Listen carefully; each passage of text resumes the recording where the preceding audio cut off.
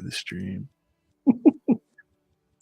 What is up 24/7 Buff Fandemonium? It's Tuesday night. It's 8 p.m. And that can mean only one thing. It's the K-Gun with all of you beautiful people. I have a very sore throat, but nothing was going to stop me. Nothing. Not one damn thing was going to stop me from talking to you guys. Not tonight.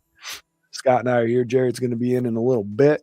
We're going over our 53-man projection continuation from last week. We're going on the offensive side of the ball. Who are going to be dressing on Sundays for the Buffalo Bills offense? Also, mandatory minicamp. Biggest news, our boy Diggs. What is the deal with our boy Diggs? Hopefully, I'm going to put a little bit of you at ease. We'll see what happens. Of course, we want all of your love and comments. And you know what? We're going to pop this intro and we're going to get going right to it.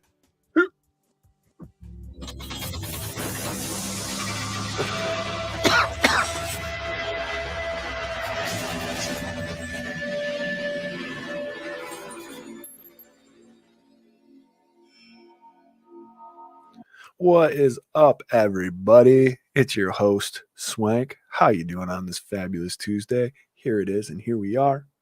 Right next to me over here, one of the terrible twosome, my boy Scott Reed. What's up, Scooter? What's up, Swank? What's up, Bills Mafia? Hey, guys, we did the defense last week. Can't wait to talk offense. We've got a lot to talk about. This is Swank alluded to that before in the intro. Let's get it started, man. Let's get it started. Yeah. Welcome, Bills Mafia. Hell yeah. What are you sipping on over there, Scooter? My favorite drink of the summer. I've actually shed 12 pounds since I started this in a 100 push-up challenge, over in a week. Beer's been my weakness. I'll get back into it come regular season rager. But Jameson Orange with Sprite, guys. If you haven't tried it, try it out. The JMO alcohol level drops a little bit, but it's tasty, it's icy, and it's worth the health, I guess you could say, in the weight loss. There you go.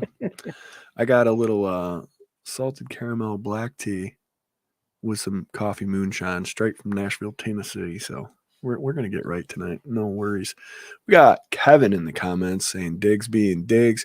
We got the amazing Ellen Lartz. We got my boy Patrick Hughes. What is up? We got the Johns. What's up, John Johns? We got What's up, guys? Our boy, Mr. Rob Mullen. What's up, Rob? We got Rob? Tony Hatch. What's up? We got John Robert. Internal for Diggs, it says John Robert. Yeah, we're going to get into this like pretty much right off the bat. And you look like a new name, man. Thanks for hanging out. Adam, nice to see you back. Hopefully it's not too serious with him. Definitely need him around. Hell yeah. And if you listen to Josh Allen's presser, ooh, he thinks so too. So we'll get anyway. I swear we'll get into all that. Debbie, go Bills. What's up, Debbie? Ellen Lart says, Swank, suggestion for your throat. Rock and rye liquor. Tastes nasty, but it works. You just burn it right out, right, Ellen?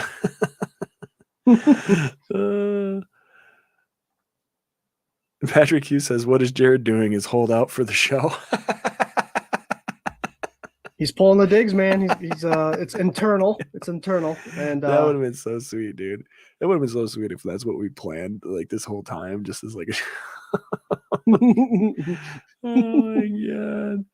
Yeah, he's at a baseball game. He'll be hopping on here shortly. And great viewership, great participation before we even get going with the show, man. I love throwing your comments up there. It's amazing. Dr. Bruce in the house. What is up, Dr. Bruce? He says, go Bills injury report. Knox left practice with a tweak of knee from collision with Rapp. I saw that. I thought it was with Kyer, though. Was it with Rapp? I remember hearing about it. And Von Miller was asked what happened with that injury. He said he stayed away from it. He doesn't know. So Hopefully it's nothing big. It'll happen, man. Dude's getting ready for the season, getting a little tuned up, but we want to make sure everybody is healthy. That is the number one thing. And Dr. Bruce will tell you that firsthand. Listen, Swank, Jarrod is ending his holdout. Is he? He's ending his holdout. Oh. Should we let him in? I don't know. Must be the contract. Yeah, sure. Let him in. Here he comes. All right, guys. So those of you who are just tuning in that are new, we love to pull up your comments during the live stream. We love to answer your questions if we can get to them, so keep them coming. Welcome. to my brother Jarrod. He looks just like me. That is the twin from within, the Sultan of lateness, our brother, Jarrod Reed. What is up, Jarrod? I love the hat, Scott. Little baseball game today. Ran a little long. Little guy did good. I'm here representing Alex Mafia in between Geneva, Seneca Lake, and Peñans, Cuca Lake. Go Bills. Who won the game? They don't keep score. They just all run around. It's T-ball. Cool. So you were keeping score. Who won the game? Oh, yeah. We won the right, like that. We won. We won. Listen, if you don't know anything about the Reed boys and myself as well, we're pretty competitive. So I'd say that these two got the edge on me as far as that goes. But yeah, there's no way in hell you weren't keeping score. Yeah, just notching the bleacher seat every time a run came in. We're getting a lot of great. What's up, Mike V? We're getting a lot of great questions and comments coming in. Keep them coming. We had first day of mandatory mini camp today.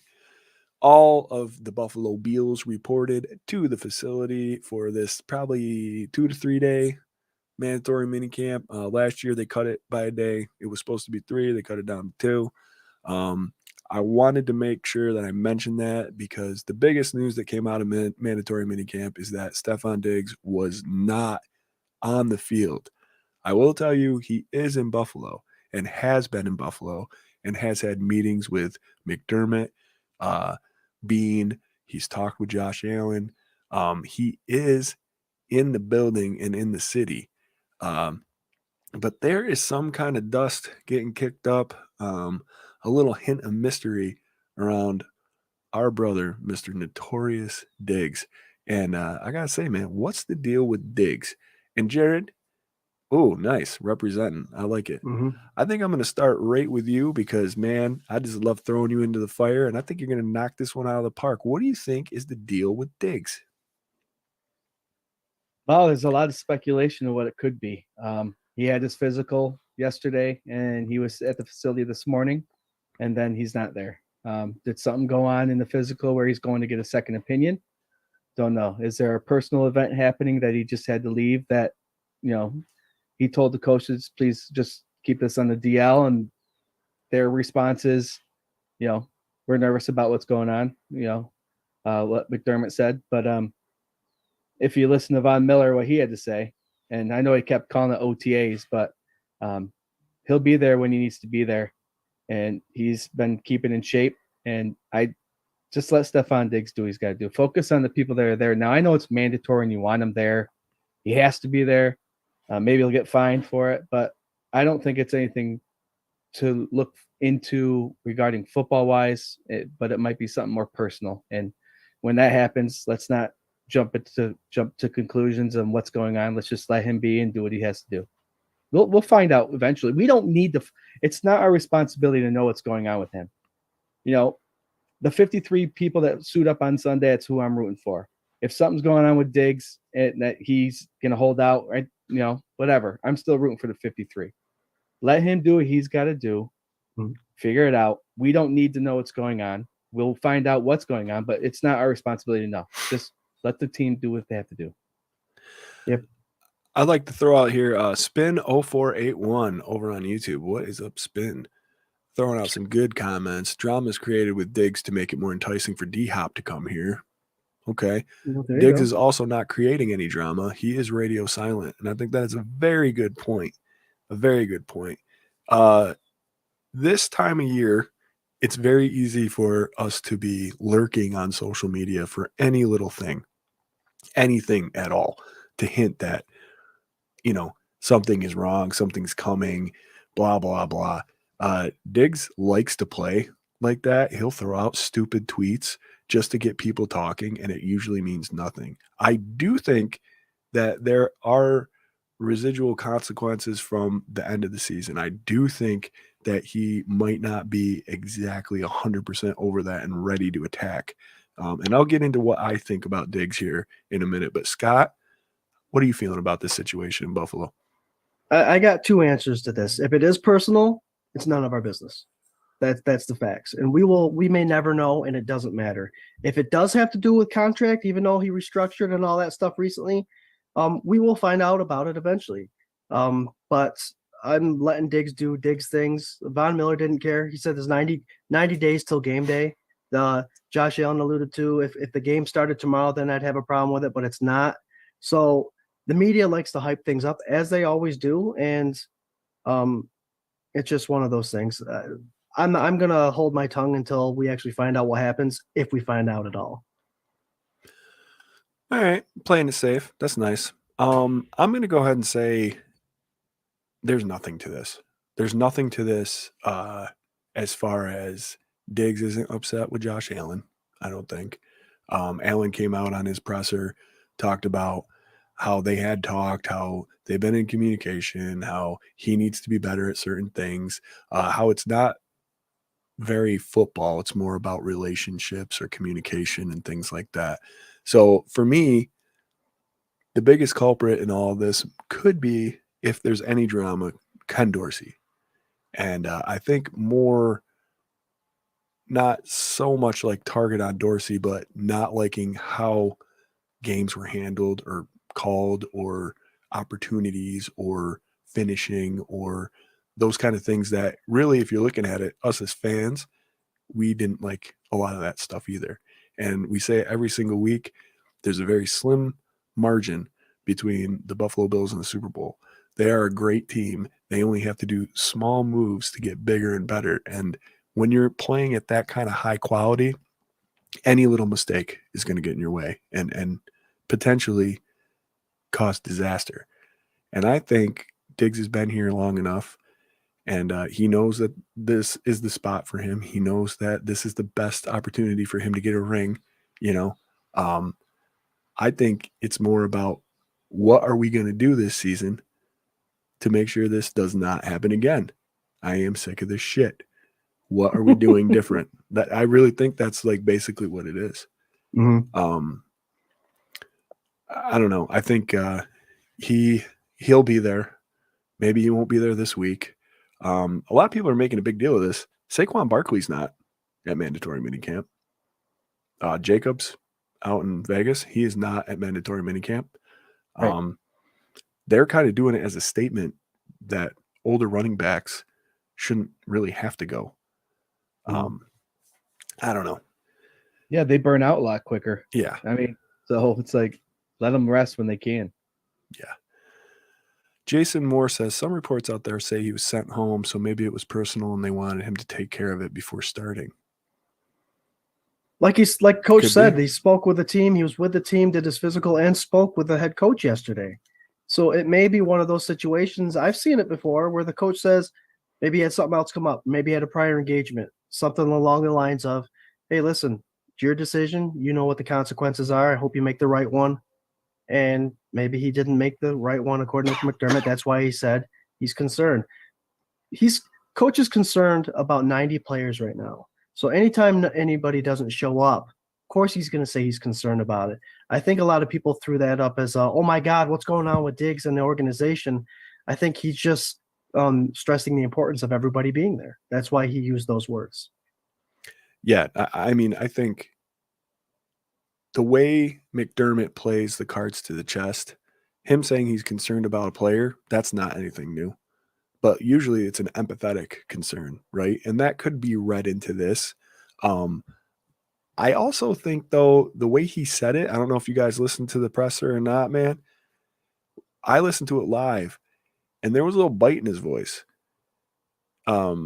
It wasn't like we're concerned about stuff. It was like, yeah, I'm concerned when a guy's not here. I'm concerned. It was like that more, and maybe, it could be, I was listening to Tasker today on WGR. It could be, hey, man, I'm an older vet. Like, I don't want to come out here for 3 days. Like, I'm just going to come for training camp. I showed up to pay my respects, to show you I'm in shape, and I don't want to be out here because I don't want to risk getting hurt, a la Dawson Knox today, right? It could be something like that.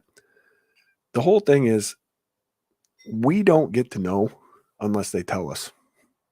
And everybody's like, he should speak, he should do this. He doesn't have to do anything. All he has to do is come on Sundays and play football and win games. Now, if it carries on that far, yeah, there's big problems, huge problems. Josh Allen in his press conference today said, this does not work without Stephon Diggs. This offense does not work without Stephon Diggs. Like, those are huge words from a dude who is gung-ho. We're going to win by any means necessary. Like, that's him pleading with Steph and said repeatedly, I care about him. He's my brother. I love him. Like, I want him to know I'm in his corner. Like, so. Von Miller said the same thing. Yeah. I support Diggs. Yep. And it's funny watching these guys in the press conferences trying to ask the question to set them up to say something they didn't want to say. Oh, sure. And it's just funny to watch because you can tell Josh was getting annoyed with the constant badgering of the same question over and over. But yeah, that's what comes along with it. They both have his back. So whatever it's emotional support, whatever it is, the guys that need to be on his side are on his side. I mean, it doesn't matter what we think. Yeah, absolutely. I want to tie a little bow on this, and we got a bunch of guys to talk about that were there. You know what I mean? Yep. And in 2 more days, you're going to have a big old stretch of no football news, no football talks. This is what everybody's going to hang on. That's the bummer of the situation. I think as Bills fans, obviously, we feel it a little deeper when there's any sort of hint of drama or unrest in the ranks. It's that curse, right? The Buffalo curse. Like, you feel like, oh, great, we're going in a direction, and now this is going to happen, right? Don't get down and out about it. It's June. We'll the dude will be on the field. Like, What's hard also is the fact that now we have to listen to when this stuff happens. We have to listen, if you're on social media, the Vikings fans who said, told you so, the Miami Dolphins fans, the Jets fans, the Patriots fans. So it's like we're trying to work towards something that the Buffalo Bills organization doesn't have yet, and that's that Super Bowl ring. And we always get knocked on whatever argument we're in is, oh, you guys don't have Super Bowl ring. Yeah, we don't. But, it's the argument that everybody has is we could say as much as we want, but at the end of the day, Miami fan, but you don't have a Super Bowl ring. So we have that against us, and we're working to get it. And then when we have one of our star players not show up, it's like, come on. Yep. Just want you to be there. Just want to have a clean slate, no drama. Yep. Now you're adding this ammunition to this other fan bases, and it can get irritating. Sure. Well, we got a big target on our back. It happens when you're good. Got some cleanup crew going on. Kevin saying Jacobs and Barkley have not signed the franchise tag.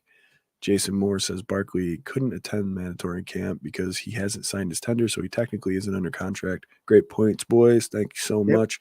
And it's very obvious that this is not a contractual issue with Stephon Diggs. He just got another bag and an extension here last year. Like, everything's good.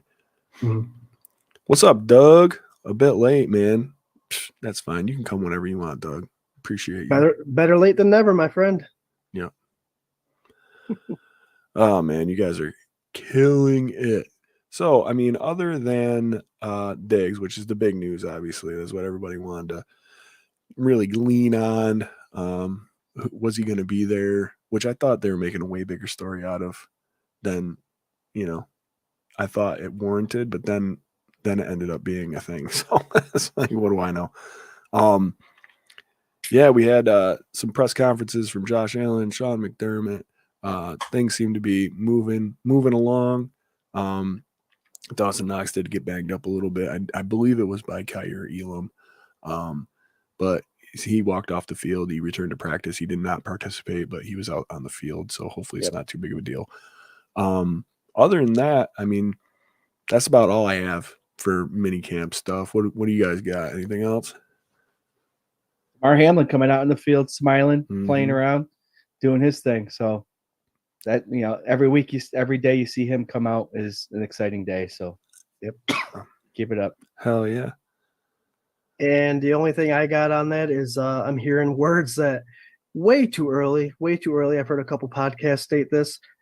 Kincaid looks like a future Hall of Famer. Oh, just hearing it, but they don't have pads on, and it's practice. Well, I hope they're right, but really, this is the dead time. And I appreciate you guys. Your viewership right now is out of control. Thank you so much. And please don't forget that we are part of the best network that you can possibly be a part of, Buff Fan Base.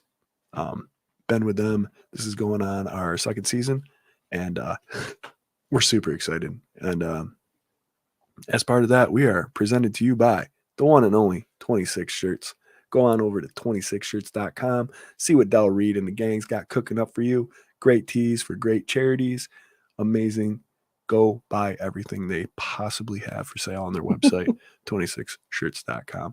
We also have a website, 247buffandemonium.com. You can go there and get some great blogs. Check out our store. See what's going on here. We're going to be updating it with Rager information coming up here soon. Got our venue locked in. Got the food truck locked in.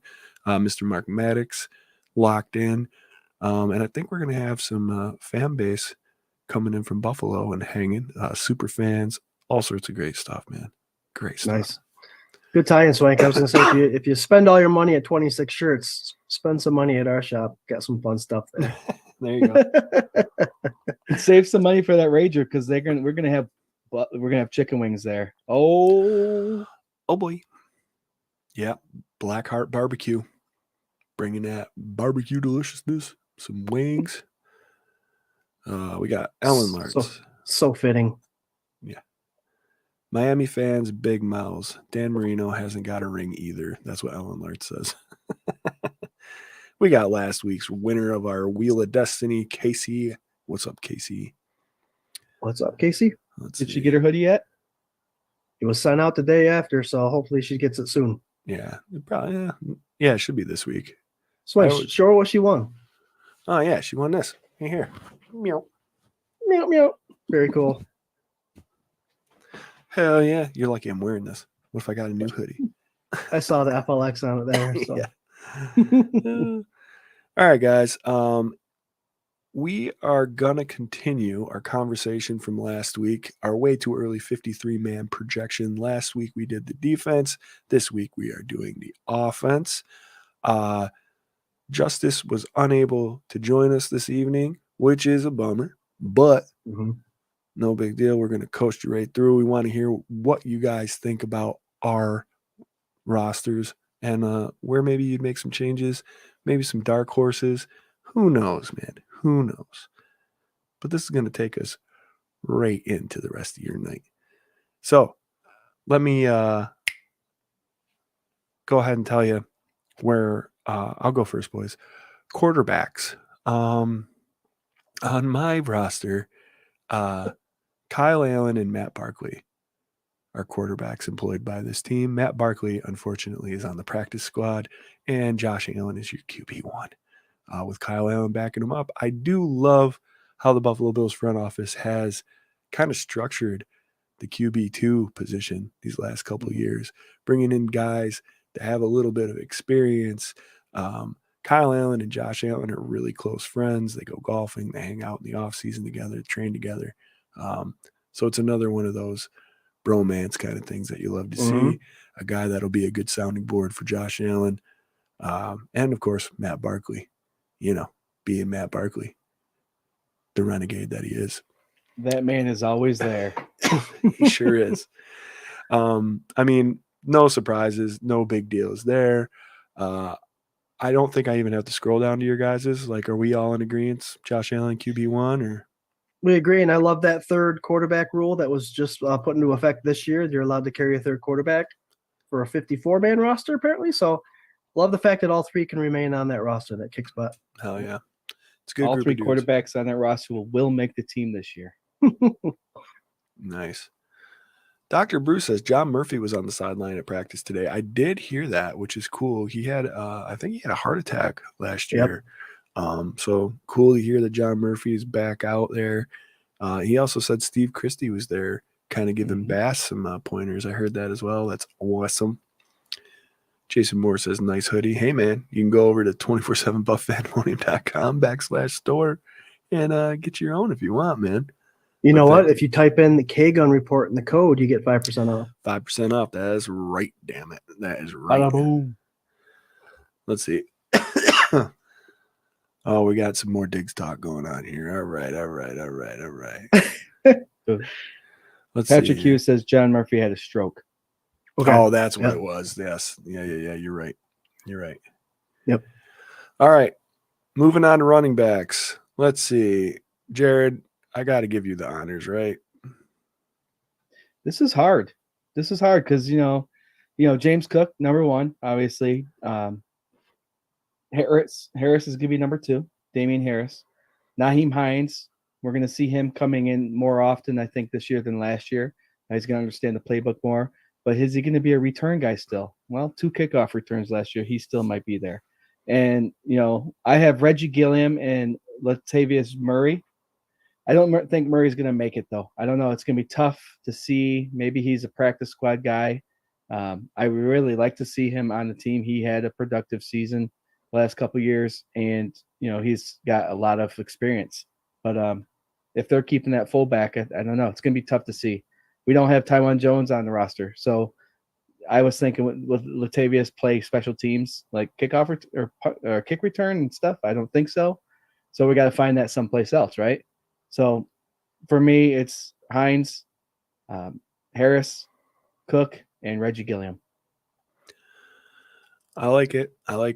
I'm and I think I'm on board with you here. I mean, Scott, your list looks the same. You got anything you want to weigh in on that? I don't. I think the bringing in Latavius Murray, it was a great pickup. And it's going to make Damian Harris earn that position even more because I think those two would be fighting for the same spot. But I love the running back room. I think it's a good one. Yeah, me too.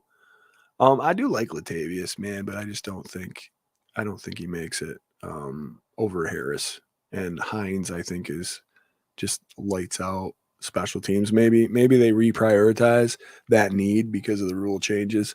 But I don't know, man. How can you not have Hines out there? And plus, they added a year to his contract. I mean, they like him. I think they get him more involved this year. And Reggie Gilliam, I had to add him this year because last year I tried to be all slick and say he wasn't going to make it, and I ate crow. So Reggie Gilliam's on my list. If they're going to push that 12 scheme too, if they're going to push that 12 offense, then Reggie Gilliam fullback / tight end because he does have experience in college and stuff at tight end. That's going to be another threat that you could possibly maybe see 3 tight ends out there at one time.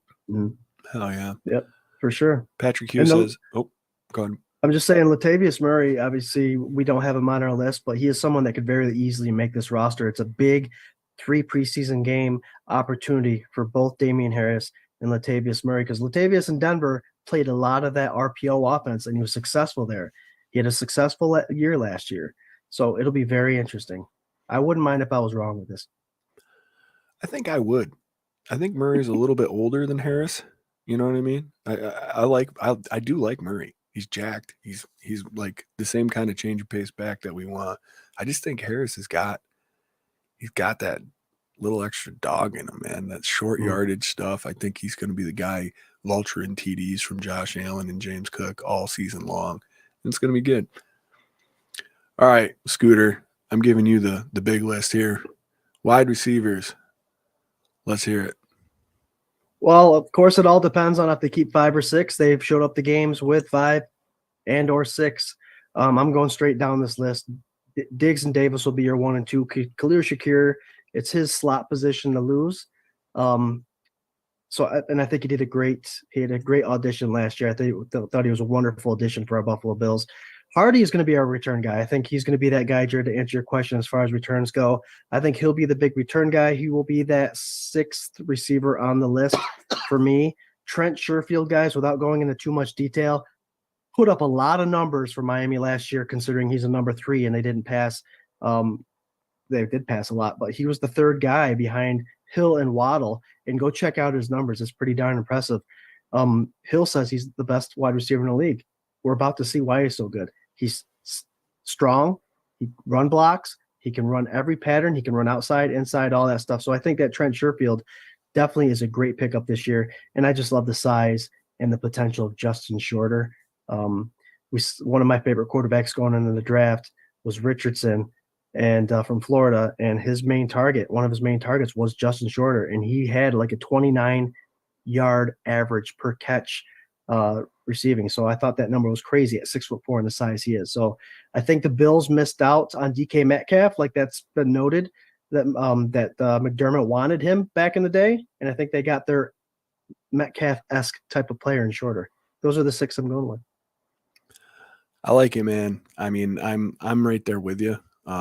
Same 6. I think, Sherfield, man, he's like one of those guys that I think there's just like a ton of upside. I think he got shadowed out by Hill and Waddle down in Miami. But could very easily emerge as like a second option here, I think, quickly, depending on what Davis does. I think Davis is going to have a big turnaround year. Like it's going to be one of those, okay, now my ankle's better. Like I'm not putting up with this shit. Like we're going out and doing this. I can see him doing it. But I think at least the competition in the wide receiver room is light years beyond where it was last year, especially with this list, which, again, I have the same list right here. And we'll skirt right down here to Jarrod. Same list as well. Boring. Ooh, a big surprise Jarrod's going to have to answer for in the next round here. But Chris Christian says we're all pulling for Davis. Hell yeah. Tony Hatch says Josh Allen is impressed with Sherfield. Absolutely. You could tell last year the way Davis would go in motion. You could tell his ankle was stiff and wasn't working quite right. So, and he had similar numbers. He had a higher drop rate, but I mean, those are piss missiles coming from Josh Allen. It's hard to catch those guys. Pardon my language. PS missiles. Yes, missiles. But look for Davis. I agree with you all. Look for Davis to have a breakout year. Kevin says Davis needs to learn how to make the contested catch. Kevin, I will go ahead and challenge that a little bit. I think that he does very well. I think that, that Indianapolis Colt playoff game, we wouldn't have won that game without Gabe Davis. He ripped the ball out of Minka Fitzpatrick's hands. Yeah. On that deep ball. I mean, strength. That was Pittsburgh, yep. Yeah, tied longest TD catch in, Buffalo Bills history. I don't think that's the problem. I really think it was a physical thing for him. And then I think he got in his own head, got a little bit of the yips, and you got an ankle that can nag you a good part of the year. You're always on it. Like what if you're dressed to play and you're practicing, like how does it heal? Like you can go get whatever physical therapy and stuff that you want, all the stretches, but man, them little ligaments and bones and all that stuff, like, is it ever going to heal?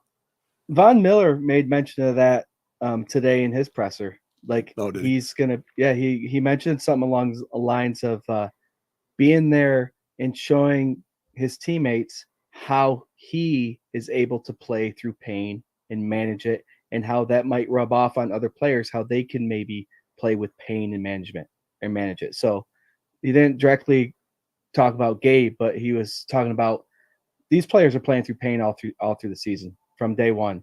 So if he can teach ways to, massage therapy, acupuncture, whatever, to help manage that, and tough, if it's not going to break, then you can play through the pain. You know what I mean? If it's something that it's injured and it hurts to play on, but your doctors or your PTs or anybody says it's not going to break, you're fine, it's just going to hurt, then get that mentality, the mind over the matter thing. And like I said, Von mentioned that today. So maybe he can get a little whisper in his ear about how to manage that pain a little bit better. Sure. Hopefully, man. I mean, I don't know. I just can't imagine. You wouldn't catch me. That's why I'm not a wide receiver. Amongst the whole list of other reasons. There's a lot. Yeah, man. Twist and torque, that break. Yep. How many wide receivers have you seen that were banged up and they went into the break and they just look like garbage?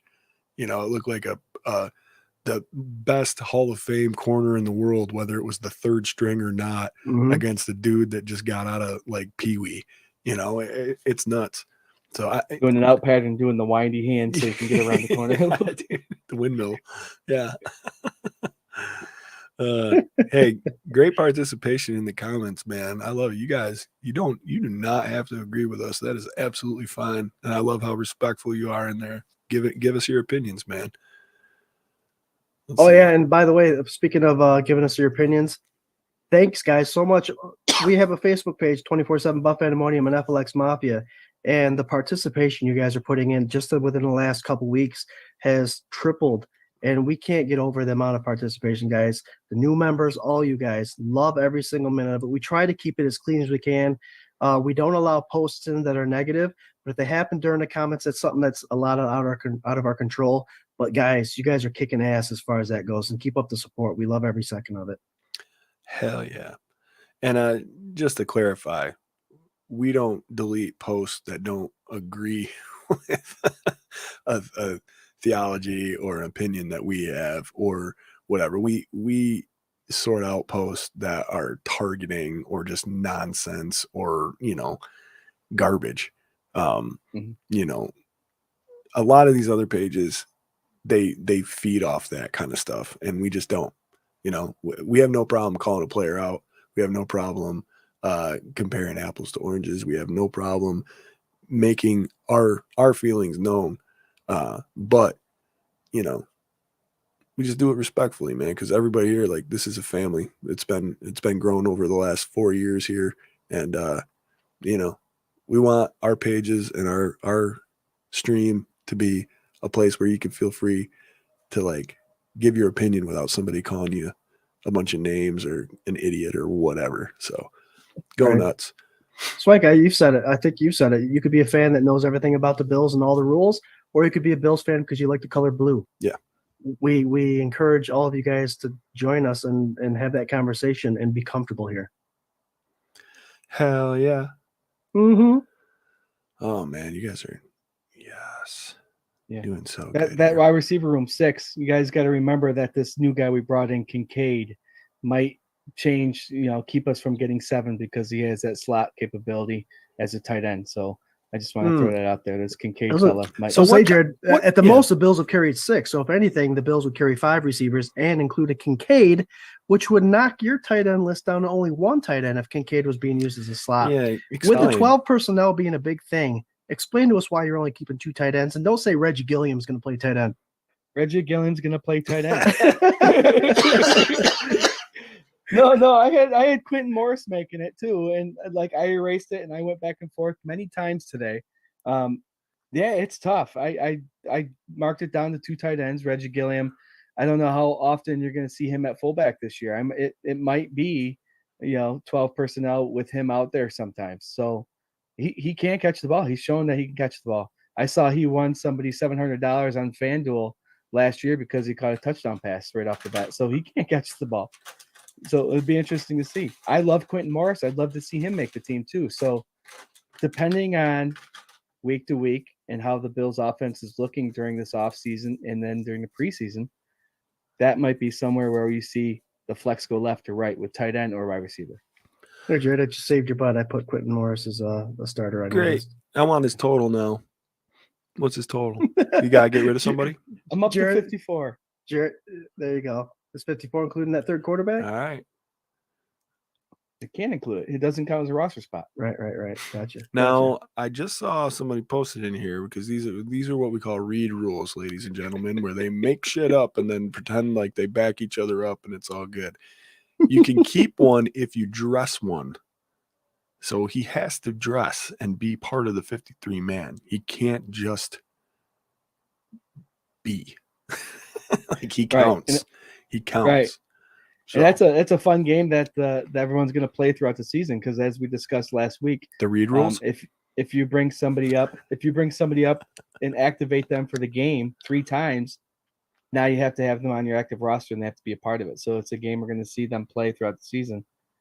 And like I said last week, I'm glad I don't have to make those decisions. Yeah, no doubt. But for right now, let's keep those 2 tight ends and Reggie Gilliam and the 6 wide receivers.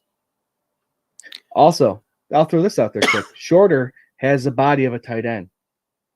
So he could be used a little bit for that scheme too.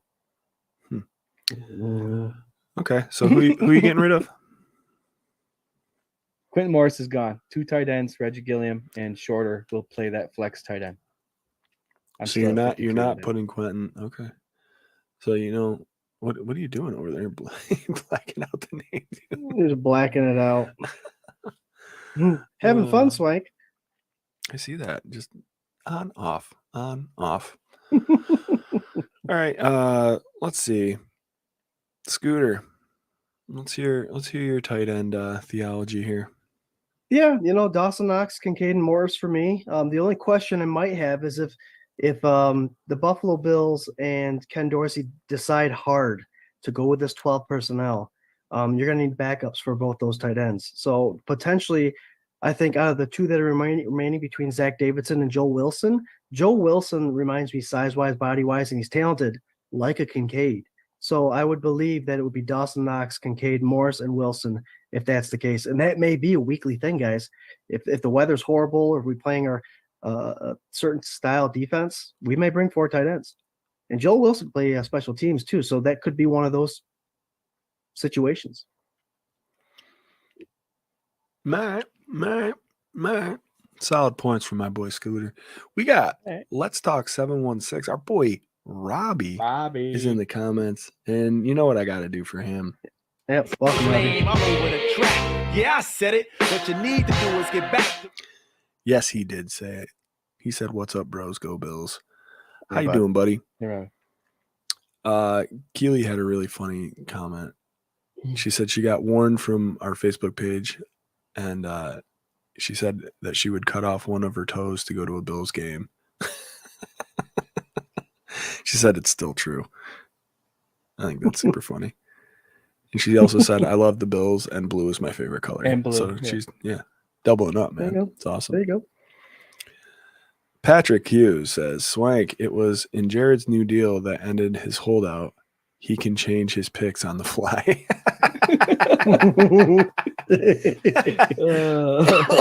Dude, you're the man. So funny. All right. Yeah, I mean, my tight end crew, squad, same.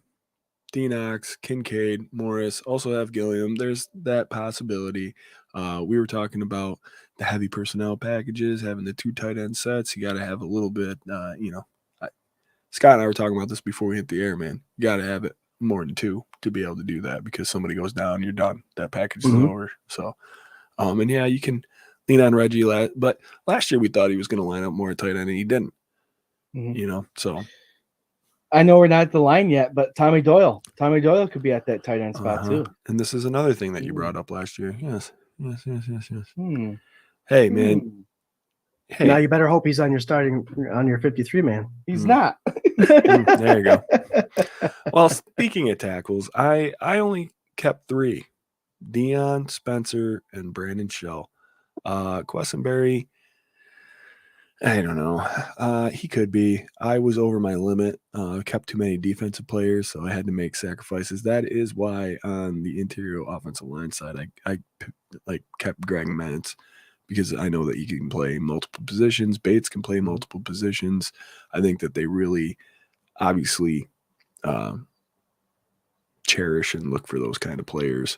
So multi-positional. So I said Dion, Spencer, and Shell. I think Shell is going to be a really big competitor to get a starting role this year. So Spencer better watch his ass.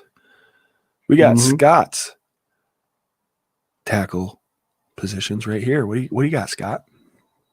I've got a nice little tackle position here. I'm working with salary cap here. I got Deion Dawkins, obviously, and I like Shell as my starting right tackle. But then they need backups. So I have the right tackles being Spencer Brown for the backup. And yes, I'm going to do that. Spencer, your time is up, I think.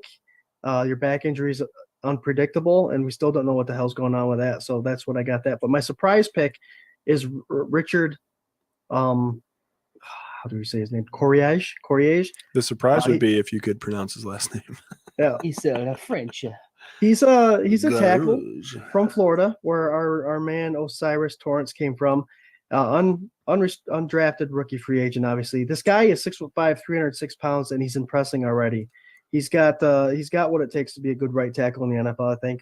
And I think with reps against the defensive line that we have, I think he's going to earn a spot. And like I said, I do believe it's going to be cap friendly. I think Casenberry is going to be out because of Richard. I'll say his first name. It's a lot easier.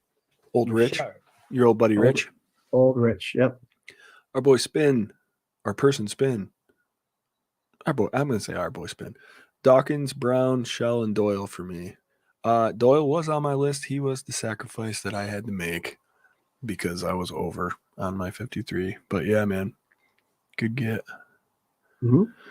Our boy Ramon says Garage, I think it's Garage, ended up an undrafted free agent simply because of the amount of OTs and was projected to be the 5th round pick. He held his own against the SEC's best and has a great shot at making the 53-man. Word. Listen, in the trenches. Just build the trenches. We got playmakers. Build the trenches. Mm-hmm. No, just keep going back to it. What's this 12 personnel going to bring in if they're really going to push it? And that's why I have David Questenberry still making it, because I think they brought him in. He played for the Titans, if I'm not mistaken, who was a great running team. And they didn't really run the ball with him. So his grades were a little low because they passed a lot for a running tackle. So he could play tackle and guard. He's one of those two guys that can play in two positions. But if the Bills are truly going to stick to the 12, there might be a little bit of an increase in the run game, which Questenberry will be very successful in. So that's why I kept him on there. Word. We got a question for you, Jared. From the fam. Joey Hatch Jr. asked, Jared, what kind of incentives did they give you to sweet talk you in tonight to end your holdout? Beer. I would do it. I'm drinking this lovely Warhorse from Three Brothers. Three Brothers. Yeah. Churchill's Reserve. It's a nice porter with some whiskey in it. Yeah. Let's see here. Jason Moore says, I think an O-line could be traded before cut down as well. Good call. Cut down's been pushed back. I wonder if that's going to be good for the trade market or bad. If you just have all these like free agents mulling around out there and boom, they're all just available the same day. God, it's going to be a great new addition to this NFL season. Is a week before the season starts, what's happening with the trade watch. The thing is I think NFL teams are they're not going to screw any of their players over, right? They're not just going to. They know someone's not going to make their roster. They're not going to keep them for those 3 preseason games, knowing that someone might trade for them. Some might. But it'll be a fine line, I think, between keeping someone that you could trade away and not screw them over compared to let the guy get out there, test the market, and get on a team so he can practice with them before the season starts. It's going to be interesting to see how all 32 teams play that. But, yeah, it could be crazy if all those players are dropped after the 3rd preseason game and all of a sudden all these free agents are being picked up. Mm-hmm. Ellen Lart says, heard that Bean said he might have to make some unpopular cuts by the end of training camp. Ellen, we say this damn near every week. There are going to be people that you love that are not going to be on this team. The talent level is just that good. The depth is that good. And I'm looking at defensive ends, man. I don't know. Somebody's going to end up with a stud. At least like a decent backup, because we're not going to be able to keep them all. And that's just the way it goes, Cap casualty. I saw some people talking about some players getting sacrificed to the cap too. And that's a reality, man. It's a business. It just sucks that we're in this, it doesn't suck, but it sucks to get finally where you want to be, as close as we can be to where we want to be.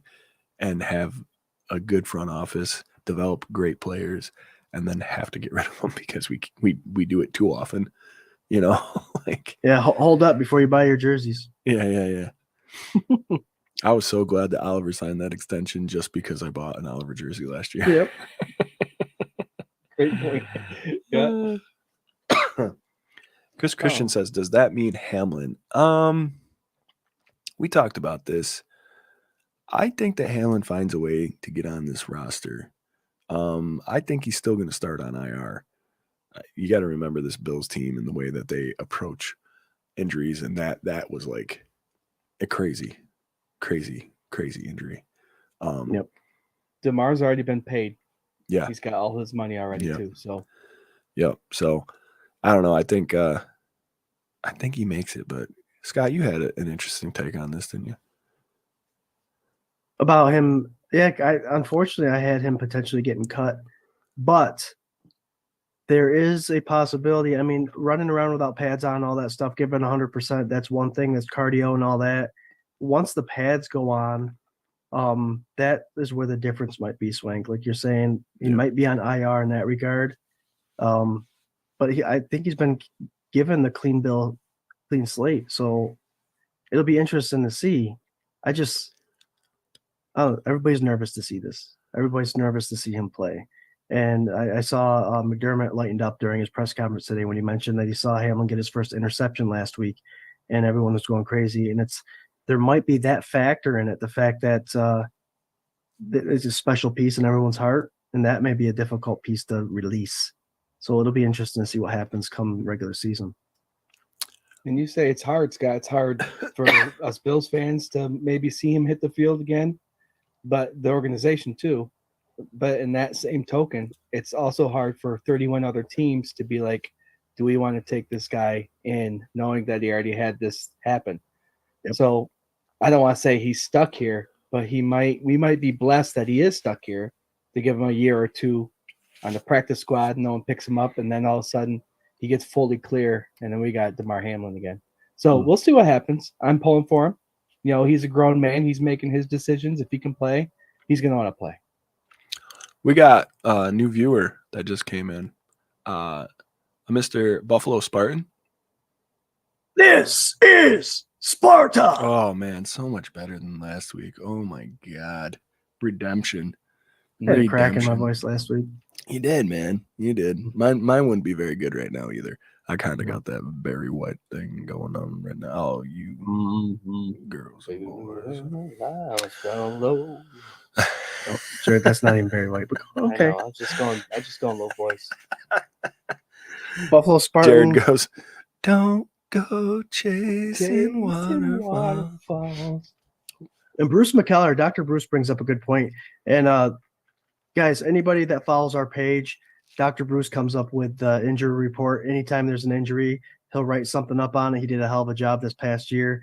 But when the training camp comes up and those start happening, he will be active on our page for sure. But he brings this up. It may be an IR case because Hamlin mentally might not get there. I mean, remember the whole Trey White and the knee injury. Sometimes when they tell you, hey, man, it's okay, you're 100%, you won't hurt anything, you're fine. The next step is the mindset. Then that's the next step. So that potentially could be something that sets him back a little bit. Yeah. Thanks, Dr. Bruce. Really quick, man, because you cut me off. And I still love you, Scott, but I wasn't done with Spartan. He said Mrs. Spartan had surgery today, so he was taking care of her. Yeah. So, hey, Spartan, tell your old lady, man, we hope we wish the best for her and hope for a speedy recovery. And she's in the best hands right now. I hope that you're making her some delicious meals, rubbing her feet. I hope she's watching this. He told us whatever you want, you get 100%. Yes. Let's see. Speedy recovery, Mrs. Spartan. We got another new familiar face in the comments, Mr. Ryan Hickman, saying, "Hey, This is Ryan. This is Hickman, bro. This is Hickman." What's Welcome, up, Ryan. Your What's name up, came man? up a show or two ago, man. People were asking about you.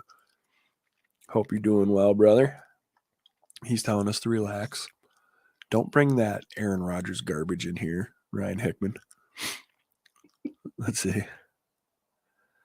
Rob says if Hamlin gets cut, there'll be a riot of sorts outside of One Bills Drive. Could be, man. Could be. Oh, man. All right. Real fast.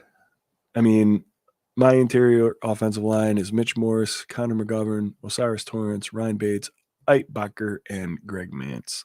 I kind of covered the Greg Mance part of things. I think those other 5 dudes are solid core pieces. I think Connor and Osiris are going to be very, very integral to this line and how it develops, and really great competition going into training camp. So be on the lookout, especially this guy right here, Mr. Osiris Torrance. This dude. You know, right there. If Spencer Brown can get his act together, right? Get right, you know, shake off the injuries, and you got these two monsters on this line with a Dion Doc. Oh man. It would just be a beautiful thing. But either way. Swank, we have two backups, and Ryan Bates and Bacher, that were starters for many years for the Buffalo Bills, played many games. Those guys are going to be the backups. That's crazy depth. And I'm throwing a little curveball in here. They brought in David Edwards. I think he's not going to make the roster. Nick Roker is a guy on many people's list, had him as the second best guard in the draft. He's got good side-to-side movement, really good run blocker, good size, 6'5", 300 plus pounds. I think he's going to be a camp surprise too, and he's going to earn a spot. And again, it's going to help Cap too because he's a rookie. But keep your eye out for this guy. He's going to come in, and it's not the Bills' running game isn't going to skip a beat. He tore up in those in the Senior Bowl camps and all that stuff too. So it's exciting to watch him. All right, leave it to Scott. He's got that homer pick in there, making the line, making the 53. Let's see, Jarrod. Jarrod, yours looks an awful lot like my list, minus a guy. It's probably because I have the Ryan Bates as the center guard, Mitch Morse, Ike Boker, Connor McGovern, and Osiris Terrence. Who's the guy I'm missing that you have? Mans. Okay. Yeah, I think we have a great solid line this year, and it's going to be a wonderful thing. So Scott mentioned the surprise guy at camp, and I think that's the third one he's mentioned tonight. And he also mentioned that McDermott's going to have to make some cuts this offseason, that it's going to shake the fans a little bit. But if we have all this young talent coming in, you keep your core and you bring the new guys in, that might be just the push that they need. And that has to happen. It has to happen. You can't just keep people because you like them. Yeah. If we got a whole slew of 8 to 15 guys that are young, that are surprisingly, shining at camp, you have to take your chance with them. And it's exciting. It's an exciting time. We got another old, new, familiar face in here. The sexiest voice in podcasting, our brother, co-host of Sunday Sessions, Mr. Ryan Thomas from the Thomas Takes Sports podcast. What's up, RT? Real quick, before I get into all this, I just got to say something. Here we go, folks. We're in overtime. That's right. We're in overtime. And that's what happens when we go past 9 o'clock. Thank you guys so much for hanging out, sticking it out. Over 30 viewers, up over 40 at times on my end of this thing. You guys are amazing, man. And don't forget, we're part of the best network to be a part of, Buff Fan Base, and sponsored by 26shirts.com. Go to 26shirts.com and get everything. Take your paycheck, give it to them. Tell them, give me everything, Dell. That's what I want. .com. So what do we think about Khalil Shakir? Let's start with you, Scooter. Hey, it's his spot to lose as a slot. He's also a perimeter threat. So I thought he impressed. I said earlier in the show, I thought he had a good resume last year. He reminded me of Gabe Davis his rookie year. I think they'll utilize him a lot more, and he's not afraid to block. So I think he'll be in Buffalo for a while. I agree, man. I think he has a big opportunity this year. Like I said, they brought in a lot of competition for that slot position. And everybody on that starting list that we got there can play the position. I don't know about Shorter, but everybody else could play slot. So he's got to stand out. Plus, your number 1 overall pick this year, Mr. Dalton Kincaid, it's tall order, man, but I think, man, he showed such good flashes last year. Hey, way to get the conversation going, RT. Jarrod, you got anything else about Mr. Shakir? 3 things. He can catch the ball, he avoids contact, and he gets upfield. It's going to be huge this year. Juge.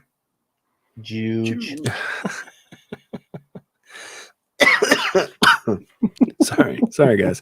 We're gonna end this here pretty quick, man. Oh, let's see. Brandon Bean is getting our old faces to end their holdouts to come back to the K-Gun report. That's Patrick Hughes reporting live on the K-Gun. Let's see. Ryan Hickman says Shakir's a bad man. He's going to be a great wide receiver. He also says, miss you guys. I'm out. I got to go relax. Text me soon. Go to 26 Shirts. Love those guys over there. Hell yeah, Hickman. Nice to see you, brother. Miss you, man. Swank Scott, Fandemonium, I got one question for you. Sure. Mm-hmm. Are you playing Madden or Super Tecmo Bowl? Oh, geez, that's random. The newest Madden or Sure. an old Madden? Any Madden or Super Tecmo Bowl? Would you prefer to play? I don't think so I don't play video games, like really. Okay. But I did have a GameCube a long time ago, and I think I had Madden like, I don't know, 04 or something. I don't know, something like that probably. But I was boss at it. Me and Kyle used to go, we worked at a racetrack, and we were in these big towers filming horse races. And so he'd be on one end of the track, I'd be on the other end. And we'd have like time in between races. So as soon as I get on filming, I would run down my 3-story tower, go to his, and he'd have a little TV with his PlayStation up there, and we'd play a quick game of Madden. Then I'd go back, get ready for the next race. It's great. Super Tecmo Bowl for me, brother. Yep, same here. The Yep. original. Mm-hmm. Hell yeah. Well, yeah, no duh. You guys played the same it's the same console, same game. Did they have to get you two? It wasn't 2-player either, Swank, so we had to hand the controller back and forth. Oh, yeah, nice. I used to trick my sister into taking codes. Like, you don't want to play, you just want to write down codes. Yep. Jason Moore, awesome show, guys. I'm usually just listening after it's over while I'm at work, but it was able to catch you guys live. Thanks for interactions. Hell yeah, man. Thank you Thanks, for all the Jason. great comments, man. Welcome. Oh, man. Mike V says Super Tecmo Bowl, but we'll buy this year's Madden, being Allen is on it. Kevin says, great show, boys. Have a good night. Swank, hot tea and bourbon with a touch of honey will cure what ails you. Kevin, I did sweet caramel black tea with coffee moonshine in it. And I got to tell you, it was pretty good, but I'm about over it right now. So You're missing the honey part, Swank. That helps with the throat itchy and all that oh, stuff. my honey's in the living room. Hey. Oh, hey, there you go. On that note. All right, guys. We're going to wrap this up, do a little final thought.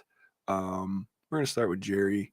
I just want to thank you guys so much for being just amazing, and all the comments and views. It's great. Tell your friends, share it around. We love having you here. Jerry, hit them with your final thought. I know I came in late. Sorry for being a little tardy, but when I got here, man, this is awesome. Love talking Bills football with Swank and Scott and the Fandemonium. You guys keep it rocking. Like I always say, it's always fun to get the questions and responses from the comments, but it's also awesome to watch you guys go back and forth with each other throughout.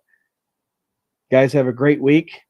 Look forward to talking Bills football with you next week with special guest, Mr. Brad Lamb. Brad Lamb, friend of the Lamb's show. coming on next week. Ex-wide receiver of the Buffalo Bills. Come hang out, man. He's a great guest. We had a lot of fun with him last time. We also have another guest next week. We got another guest on the lineup here that you booked. Yeah. Maybe a little controversial. Maybe a little controversy, if I dare say. Ooh. This man scored 6 touchdowns in 6 games his rookie year, right in a row. Name him. He'll be on our show in a couple weeks. We'll save it. Oh, teaser. I thought Jarrod was going to ask and answered, right? Name him. Yeah, he was gonna. He was really. See, that's why I withheld. You're learning, bro. You're doing great. I'm so proud of you. Scooter, what do you got for a final thought, brother? You know, I really didn't have one planned for today, and then I saw the participation, right? And I see what's happening to our page with the participation there, and it's cliche as it sounds. It's the fans that watch the show, people that participate, and the people that share and tag and all that stuff and get the people involved on our page. It's growing, and that's what we love to see. We love our base guys. We love the guys that are here every week, but the fact that you're helping us grow is amazing, and I just love this family, and I can't wait to talk Bills football with you next week. And I'm really, really excited to do Sunday sessions and talk with you guys on Sundays before the games and do all that good stuff. The more conversations I have with you guys, the more excited I get. Love it. Help us grow. You guys are doing a great job. It's freaking awesome. Go Bills. Hell yeah, man. This is your guys' show, man. This is your page. I do want to just show everybody something really fast. Do you think that the three of us like the old standing buffalo logo? Jesus, we got every variation that you can possibly have. Red, white, and blue, dude. Yeah, great participation. You guys are amazing. We are beyond stoked for this season. It's June 13th, and to have the level of involvement that we get on a day that's a mandatory mini camp day, and yeah, the Diggs news and all that stuff. But man, having you guys come in with comments and questions and joking around and just having a good time. And, we appreciate you guys so much. Absolutely so much. Next week, ex-Buffalo Bill, Mr. Brad Lamb. Come with your questions. Come with your comments. He loves the fandemonium. He loves the fan base. And he's a great guest, man. We have a lot of fun with him. So looking forward to his second appearance on the K-Gun. And you can check us out every Tuesday at 8 p.m. Eastern Standard Time right here on the K-Gun Report. We're on Facebook. We're on Twitter. We're on Instagram. We're on the Buff Fan Base Network. We're on everywhere. You can find me at Swank247BF on Twitter. And, I got to say it, man. I just got to say it. Go Bills. Speedy recover to Mrs. Spartan. Go Bills. Go Bills. Happy Flag Day tomorrow. Happy Flag Day.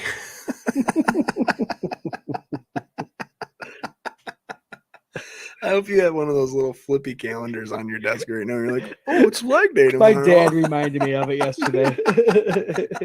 Yeah. Go Bills!